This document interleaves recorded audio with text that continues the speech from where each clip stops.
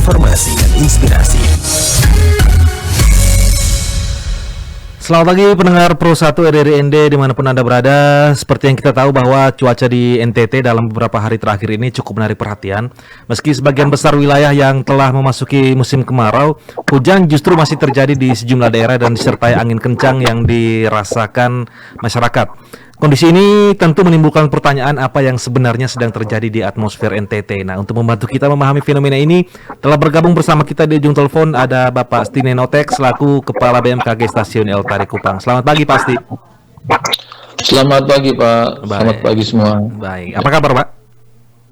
Kabar baik Pak. Kabar baik. Baik. Pak Asti, kita tahu bahwa beberapa hari terakhir ini masyarakat NTT merasakan cuaca yang cukup dinamis, Pak. Mulai dari panas terik, hujan di beberapa wilayah hingga angin kencang. Jika digambarkan secara umum, Pak, bagaimana sebenarnya kondisi atmosfer NTT saat ini, Pak? Iya baik. Terima kasih atas waktu dan kesempatan yang diberikan kepada kami untuk memberikan sedikit informasi terkait dengan kondisi cuaca yang saat ini terjadi di wilayah NTT. Memang benar secara umum atau secara garis besar wilayah NTT saat ini sudah memasuki musim kemarau. Jadi seharusnya kondisi yang terjadi saat ini lebih dominan kering, tetapi 2-3 hari terakhir di wilayah NTT seperti di wilayah Pulau Timur bagian selatan sekitar daerah Malaka, TTS, Kabupaten Kupang bagian selatan, dan ada beberapa juga wilayah di Manggarai, terus di daerah-daerah ketinggian terjadi hujan dengan intensitas ringan hingga lebat. Bahkan di wilayah Malaka dari data yang kita peroleh hujannya sampai hujan sangat lebat. Nah, kondisi ini dipengaruhi oleh beberapa fenomena atmosfer yang biasa kami sebut gelombang Kelvin, gelombang atmosfer Kelvin sama Median Julian Oscillation atau MJO. Nah, apabila gelombang ekuatorial Kelvin ini aktif atau melintasi wilayah Indonesia termasuk NTT, dan MJO ini juga aktif dan melintasi wilayah NTT, maka akan meningkatkan curah hujan. Tetapi kondisi ini tidak berlangsung lama. Kami pantau hari ini, seperti di wilayah di Kota Kupang, kondisi cuaca sudah kembali cerah dengan disertai dengan angin yang kencang. Mungkin demikian, Pak. Oke. Bapak, apakah fenomena seperti ini masih tergolong normalkah dalam karakter iklim di NTT sendiri, Pak? Iya, fenomena ini masih tergolong normal karena pergerakan seperti MJO itu pergerakannya itu gelombang atmosfer yang bergeraknya dari Samudra Hindia menuju Samudra Pasifik atau dari wilayah barat Indonesia menuju ke wilayah timur atau sebelah timurnya Papua. Nah, apabila melintasi itu akan meningkatkan atau mengakibatkan curah hujan walaupun dalam kondisi musim kemarau. Nah, pergerakannya ini biasa 30 sampai 60 hari, jadi dia bergerak terus 30 sampai paling cepat 30 hari, paling lambat 60 hari, dan apabila melintasi wilayah yang dilalui akan mengakibatkan hujan. Tetapi hujannya akan lebih lebat kalau terjadi atau pelintasannya terjadi pada saat musim hujan. Jadi pada saat musim hujan sudah ada hujan terus ditambah lagi dengan MJO, maka hujannya akan lebih lebat lagi. Demikian. Oke. Nah, Bapak, masyarakat sekarang kan menganggap kalau musim kemarau artinya hujan tidak bakal turun, Pak. Nah, apakah ini pemikiran yang tepat atau pemahaman yang perlu kita luruskan bersama, Pak? Iya, baik. Jadi musim kemarau bukan berarti tidak ada hujan. Musim kemarau itu masih ada hujan, tetapi intensitasnya yang sedikit. Dalam 1 bulan mungkin intensitasnya tidak melebihi dari 50 mm di suatu wilayah. Jadi dalam musim kemarau masih ada hujan, tetapi intensitasnya sedikit, masih dalam kategori ringan, dan tidak terjadi dalam sebulan hari hujannya tidak berlangsung lama, tidak sampai 10 hari atau tidak sampai di bawah 10 hari lah, intensitasnya ringan. Jadi dalam musim kemarau masih ada hujan, tetapi intensitasnya yang ringan dengan durasi yang singkat. Demikian, Pak. Nah, tadi Bapak sempat menyebutkan terkait dengan gelombang Kelvin dan MGO yang sama-sama aktif. Mungkin apa dampak tambahan yang biasanya muncul terhadap kondisi cuaca di wilayah NTT sendiri, Pak? Ya, jadi kalau dalam kondisi normal tidak dipengaruhi oleh gelombang Kelvin, equatorial atau Median Julian Oscillation atau MGO, kondisi cuacanya kering, seperti musim kemarau, tidak ada hujan, tetapi apabila ada aktifnya gelombang Kelvin sama MGO, maka akan menyebabkan hujan, tetapi intensitasnya tidak banyak. Selain itu juga kondisi wilayah di NTT di bagian ketinggian yang di atmosfer itu kelembapannya cukup basah. Kelembapan kami lihat di sini sekitar 60 sampai 90%. Dengan kelembapan yang basah pada musim kemarau ini mengakibatkan juga hujan.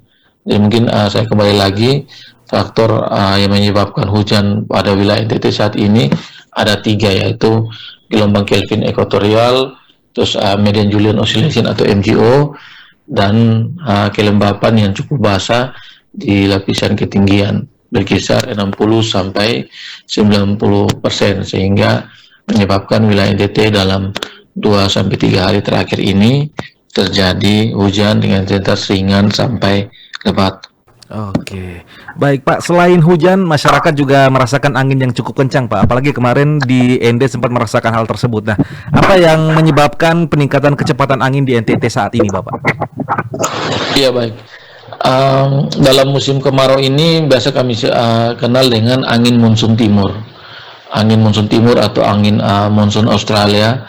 Angin ini bergerak dari benua Australia menuju benua Asia, melewati wilayah NTT, dan kondisi ini adalah kondisi normal yang setiap tahunnya terjadi.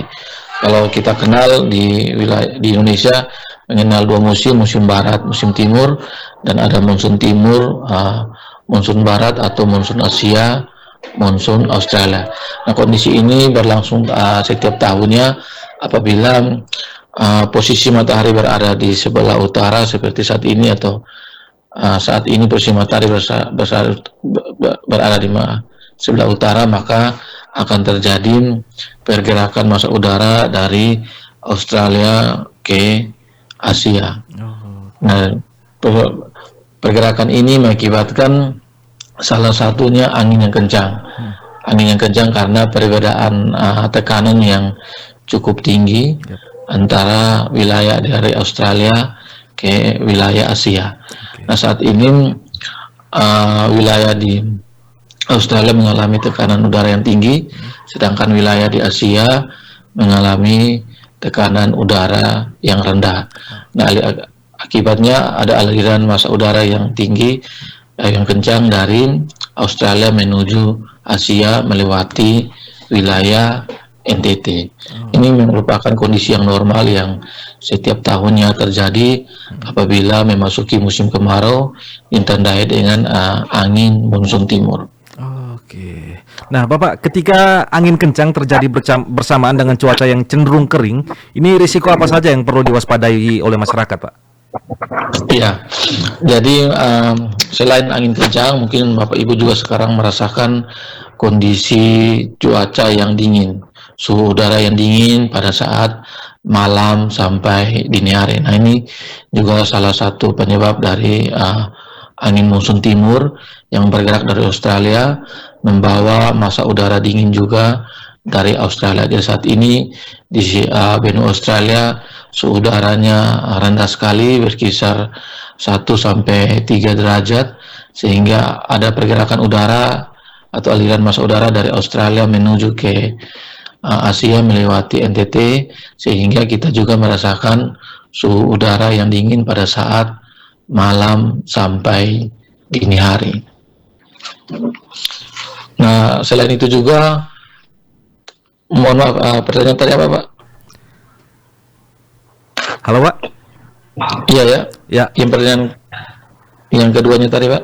Oke, ketika angin kencang terjadi Pak bersamaan dengan cuaca yang cenderung lebih kering, ini risiko apa yang perlu diwaspadai masyarakat, Pak? Iya, jadi mungkin yang perlu diwaspadai terutama ya kesehatan bagi masyarakat perlu diwaspadai karena kondisi cuacanya yang berbeda drastis, terutama suhu.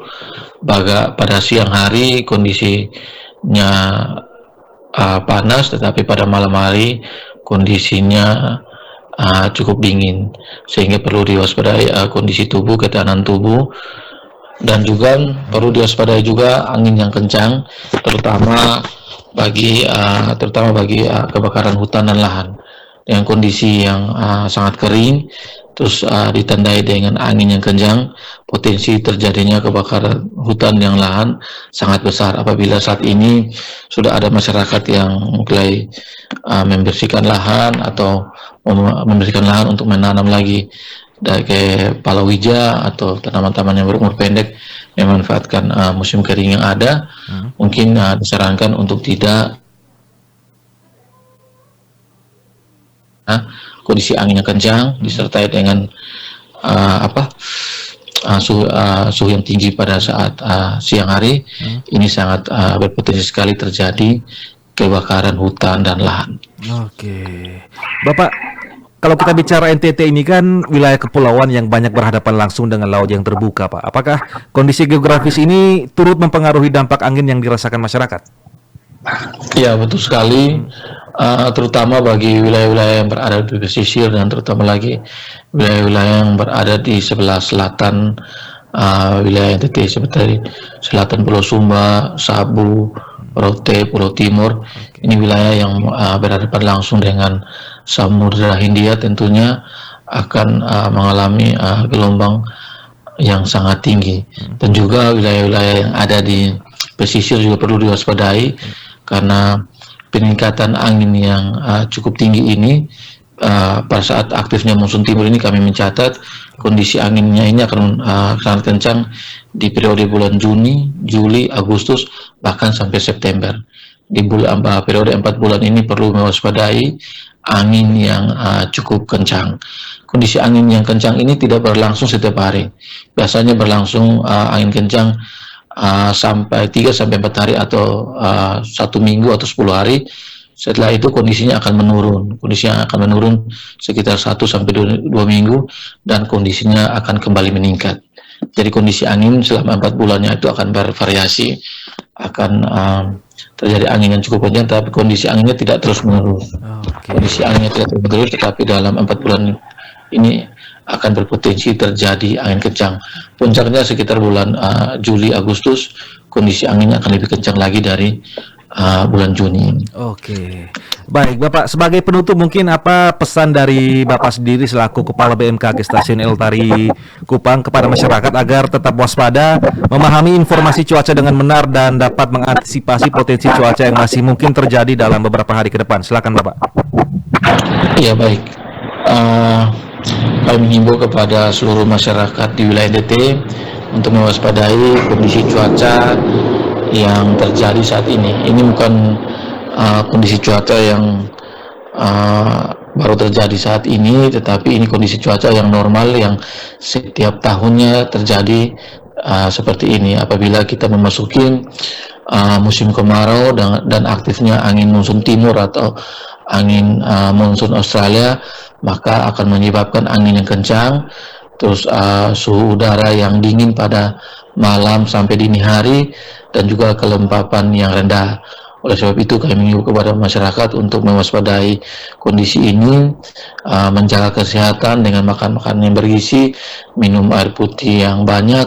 Terus bagi masyarakat yang beraktivitas yang bertani untuk mohon izin untuk jangan membuka lahan dengan cara membakar, karena dengan kondisinya kering dan angin yang kencang akan terjadi potensi kebakaran hutan dan lahan yang cukup tinggi.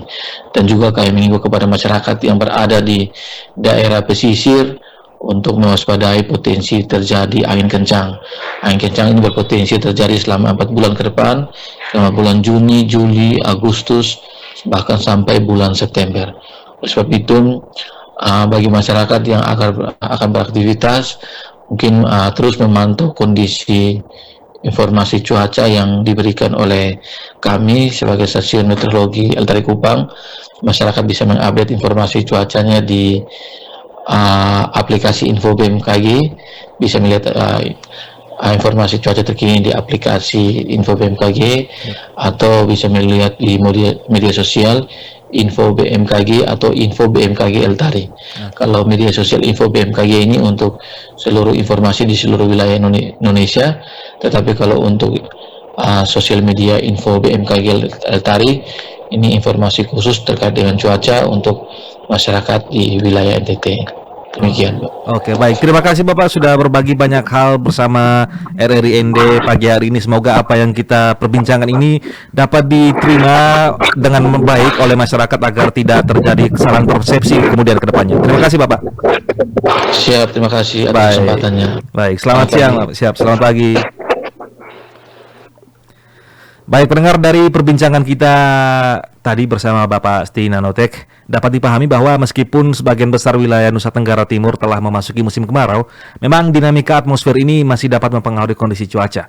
Aktivitas gelombang Kelvin, MGO, serta menguatnya muson timur menjadi faktor yang turut membentuk kondisi cuaca yang kita rasakan saat ini, mulai dari hujan yang masih terjadi di beberapa wilayah hingga angin kencang yang perlu kita waspadai bersama. Karena itu, masyarakat diharapkan tetap memperhatikan informasi cuaca yang dikeluarkan BMKG seperti yang disampaikan oleh Pak Asti tadi, terutama bagi nelayan, petani, pelaku transportasi, maupun masyarakat yang beraktivitas di luar ruangan. Kewaspadaan tentunya menjadi penting agar kita dapat mengantisipasi berbagai potensi risiko yang mungkin muncul akibat perubahan kondisi cuaca. Tetap bersama kami di Pro 1 RRI ND, kanal informasi dan inspirasi. Pro 1 RRI ND, kanal informasi dan inspirasi.